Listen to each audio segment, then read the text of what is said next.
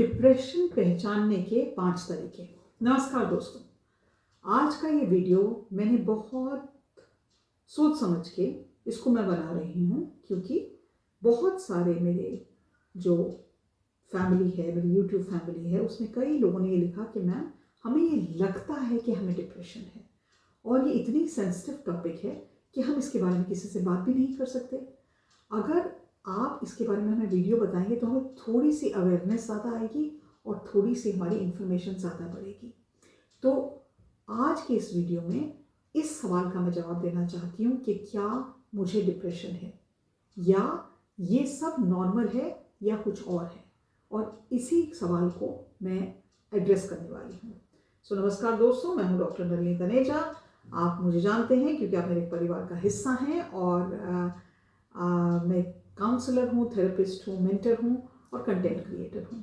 तो आज मैं आपके साथ वो साइंटिफिक और मेडिकली प्रूवन वेज जो हैं, जिससे आप आइडेंटिफाई कर सकते हैं कि कहीं आप डिप्रेशन से गुजर तो नहीं रहे हैं। लेकिन पहले मैं ये क्लियर करना चाहती हूँ कि ये वीडियो किसी भी तरह से एक प्रोफेशनल मेडिकल एडवाइस की जगह नहीं ले सकता।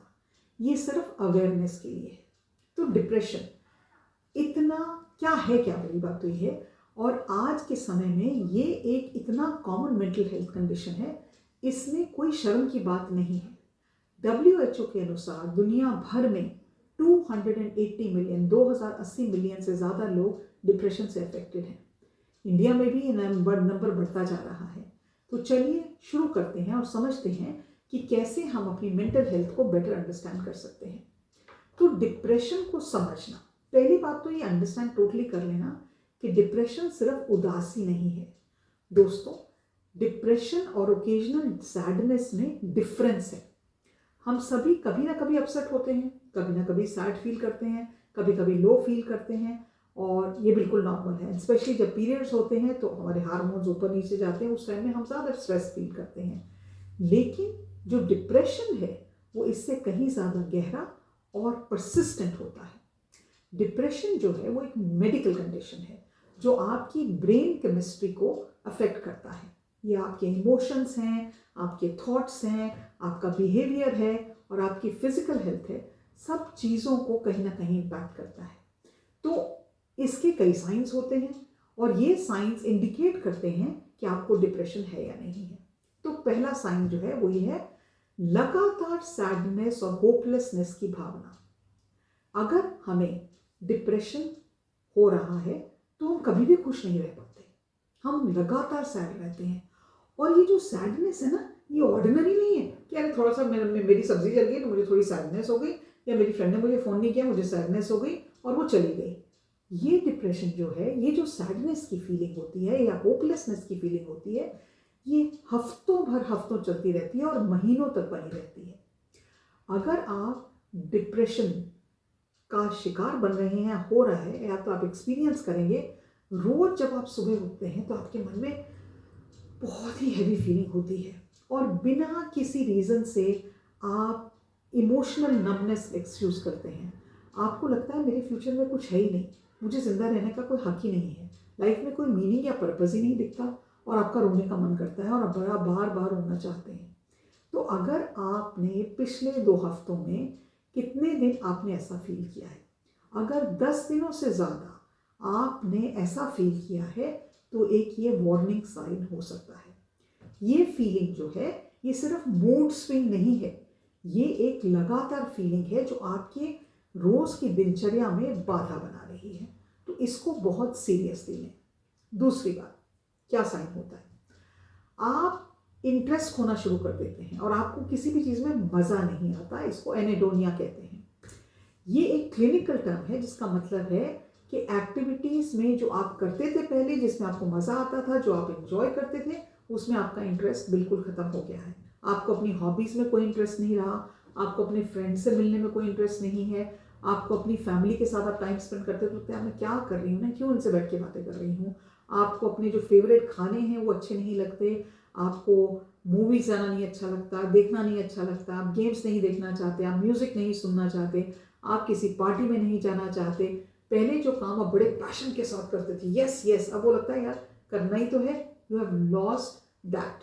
तो अगर आप पहले, मान लीजिए आपको क्रिकेट देखना पसंद था, है ना, आप बाहर मैच चल रहा था, आपका फेवरेट गेम खेल रही है, आप शाउट कर रहे हैं, रूट कर रहे हैं, पॉपकॉर्न का पैकेट लेके बैठे हैं, आप एक बॉल को इधर से उधर नहीं जानता, आपकी नज़र टीवी पे लगी हुई है, एंड सडनली आपको क्रिकेट में कोई इंटरेस्ट नहीं है, यू डोंट केयर, आप स्कोर भी नहीं देखते, आरपीएल ख़त्म हो गया, आरसीबी ने जीत लिया, आपको उससे कोई भी मतलब नहीं है। ये जो लॉस ऑफ इंटरेस्ट आपका आपकी फेवरेट चीज़ में अगर 2 हफ्ते से ज़्यादा परसिस्ट करता है तो ये डिप्रेशन का काफ़ी स्ट्रॉन्ग इंडिकेटर है। तीसरी चीज़, फिजिकल सिम्टम्स जो मेंटल हेल्थ को रिफ्लेक्ट करते हैं। आपके सिर्फ जो सिम्टम्स हैं वो मेंटल ही नहीं है, फिजिकल सिम्टम्स भी शुरू होने दिखने शुरू हो गए हैं। अब ये फिजिकल सिम्टम्स क्या हो सकते हैं, आपकी बॉडी में फिजिकली क्या हो रहा है।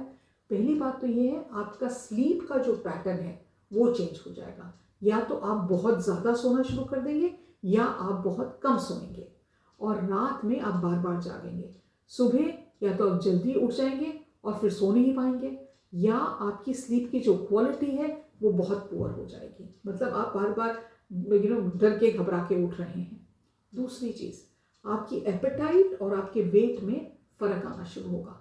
आपको भूख बिल्कुल भी, आपको खाने में किसी चीज़ में कोई इंटरेस्ट नहीं रहेगा, आपको लगेगा क्या खाना है। आप अपना फेवरेट खाना भी बनाएंगे तो आप उसको भी खाने का मन नहीं करेंगे, या उसका उल्टा हो सकता है कि आप बहुत ज़्यादा इमोशनल ईटिंग करनी शुरू करेंगे, या आप बिना सोचे समझे खाएंगे। अच्छा मुझे भूख लग रही है, नहीं लग रही, उससे नहीं, अच्छा मैं ये पॉपकॉर्न खा लेती हूँ, अच्छा ये ना मखाने खा लेती हूँ, ये बिस्किट खा लेती हूँ। आप बिना बात के बहुत ज़्यादा खाना शुरू कर देंगे और आपका वेट जो है वो फ्लक्चुएट करेगा, या तो आपका वेट कम होता जाएगा या आप वेट गेन करना शुरू करेंगे, और आपका फूड का जो टेस्ट है उसमें भी चेंज आएंगे।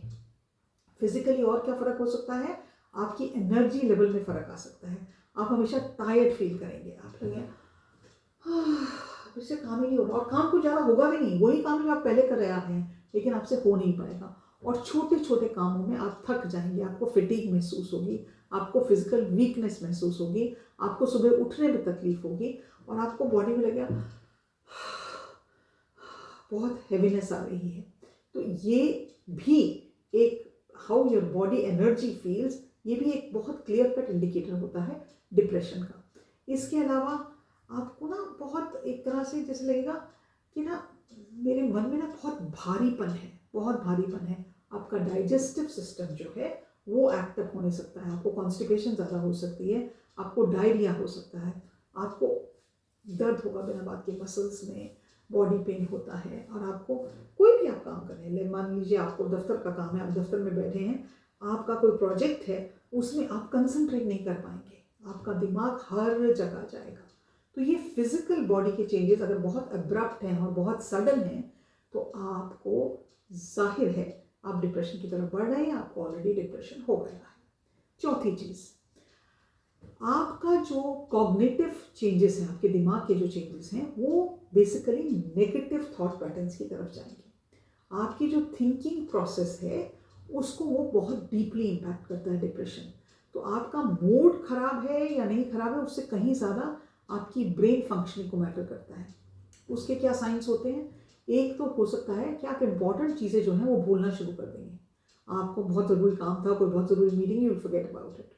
दूसरी बात ये है आपको डिसीजंस लेने में, मेरे को ये काम करना है, मुझे इसकी पैकिंग करनी है, मुझे यहाँ जाना है, मुझे प्रोजेक्ट, वो जो डिसीजन लेने की आपकी एबिलिटी है वो कम हो जाएगी और आपको मुश्किल लगेगा डिसीजन लेना। तीसरी चीज़, आपके फोकस में प्रॉब्लम होगी, और आप या तो पढ़ रहे हैं, आप एक स्टूडेंट हैं, पढ़ रहे हैं, या किसी एग्ज़ाम की तैयारी कर रहे हैं, उसमें आप देखेंगे आपका परफॉर्मेंस ड्रॉप हो रहा है, आपके वर्क में आपका परफॉर्मेंस ड्रॉप हो रहा है। और जब आप किसी कन्वर्सेशन में 4-5 लोग बैठ के कन्वर्सेशन कर रहे हैं तो आपको लोगों की बात को फॉलो करने में थोड़ी ट्रबल हो रही है।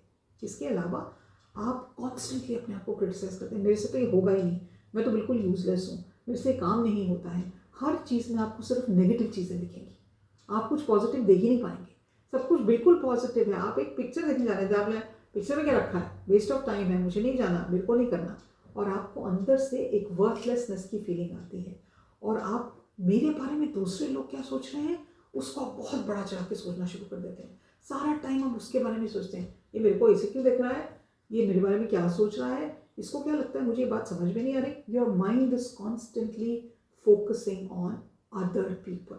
You are not able to focus on आपकी क्या सिचुएशन है, आप क्या कर रहे हैं. आप अपने आप को मेजरली निगलेक्ट करना शुरू कर देते हैं और आप अपने आप को हर चीज़ के लिए ब्लेम करना शुरू कर देते हैं. जो कुछ गलत हो रहा है ना, मेरी वजह से ही हो रहा है, मैं ही गलत हूँ, मैं ही खराब हूँ, बाकी दुनिया तो बिल्कुल ठीक चल रही है. क्या ये डायलॉग बहुत फेमिलियर नहीं लगता? मेरे कितने क्लाइंट्स ये बात करते हैं, यू नो. और आप जब फ्यूचर की तरफ देखते हैं तो आपको लगता है क्या कुछ भी अच्छा तो नहीं हो रहा, देश में ये खराब है, देश में वो खराब है, दुनिया खराब हो रही है, हर चीज़ में आपको नेगेटिविटी दिखती है. और आपका जो इंटरनल डायलॉग है, जो आप अपने आप से बात करते हैं, उसको जब आप ऑब्जर्व करेंगे तो प्रीडोमिनेंटली आपका जो इंटरनल डायलॉग है वो बिल्कुल नेगेटिव हो जाता है और आप अपने आप से कभी भी कोई भी पॉजिटिव बात कह ही नहीं सकते. और आपको लगता है this is the right way to talk, this is the right way to think. This itself is a big sign of depression. 5वां कारण डिप्रेशन का या साइन जो है वो ये है सोशल विड्रॉल और बिहेवियरल चेंजेस. ये शायद सबसे विजिबल साइन है जो दूसरे लोग भी नोटिस कर सकते हैं. तो क्या होता है कि आप अपने फ्रेंड्स और परिवार वालों से डिस्टेंस मेंटेन करना शुरू कर देते हैं.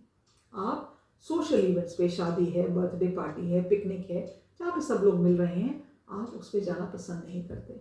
आप अपने फ़ोन पे जो मैसेजेस आ रहे हैं, व्हाट्सएप मैसेजेस आ रहे हैं, कॉल्स नहीं लेना पसंद करते, आप किसी से बात नहीं करना चाहते. और जो लोग आपके पहले बहुत क्लोज थे उनसे आप बिल्कुल दूर होना चाहते हैं, आप किसी से बात नहीं करना चाहते. You like I don't want to talk to anybody. और आपको अकेला रहना बहुत अच्छा लगना शुरू हो जाता है और आप अकेले रह के रोते रहते हैं. ये वार्निंग सिग्नल्स हैं. यू नो, आप अपनी पर्सनल हाइजीन को निगलेक्ट करना शुरू करते हैं. आप नहाते नहीं, कई दिनों तक नहाते नहीं. नहा के क्या करना है? आपका जो रूम है, आपकी जो स्पेस है, आपका जो मी कॉर्नर है, वो सब बिल्कुल मेसी हो जाता है और बहुत गंदा दिखना शुरू हो जाता है. आपका जो डेली रूटीन है जिसमें आप टू डू लिस्ट बनाते थे वो टूट जाता है. हर चीज़ को करने में मेरे को नहीं करना, इसका करने का क्या फ़ायदा है. आप हर चीज़ में प्रोक्रेस्टिनेशन करते हैं, अपनी जिम्मेदारियों से भागना शुरू कर देते हैं क्योंकि आपका माइंड ही स्टेबल नहीं है. आपकी जो मन की स्थिति है, दिमाग की जो स्थिति है, वो ऑप्टिमल लेवल पे काम ही नहीं कर रहा है. आपकी प्रोडक्टिविटी कम हो जाती है, आपका किसी चीज़ को कुछ भी करने का मन ही नहीं करता. और आपके अगर दफ्तर में काम है, आपके कोई प्रोजेक्ट्स हैं, आप अपनी डेडलाइंस मिस करना शुरू कर देते हैं. आपका प्रोजेक्ट सही टाइम पे ख़त्म नहीं होता और आप दफ्तर से छुट्टी लेना शुरू कर देते हैं, आप काम से छुट्टी लेना शुरू कर देते हैं. और आपकी जो जिसको कहते हैं ना, जो आपकी जो पर्सनैलिटी है, आप झुकने जो है वो झुका के चलना शुरू कर देते हैं. आप हंसते नहीं हैं, आप स्माइल नहीं करते, आपका मोटिवेशन लेवल बिल्कुल ख़त्म हो चुका है. और इन चीज़ों में अगर आप देखें तो आपकी जो कम्युनिकेशन है, बात करने का तरीका जो है वो भी चेंज हो जाता है. क्या होता है कि आप बात करने से पहले तो कतराना ही शुरू कर देते हैं. आपको बात करने का मन ही नहीं करता. मैं किससे क्यों बात करूँ, why should I talk to anybody, मेरे को नहीं बात करनी. और आप ना जवाब देते हैं ना तो डिटेल जवाब नहीं देंगे. हाँ, नहीं, ठीक है, सब है, अच्छा है, हाँ सही है. ऐसे बातों में, मोनोसिलेबल्स में आप जवाब देना शुरू करते हैं. आप अपने इमोशंस जो हैं, आपके एक्सप्रेशंस, यू नो, आप एक्सप्रेस नहीं कर पाते. आप आई कांटेक्ट, लोगों की आंखों में आंखें डाल के बात नहीं करना पाते.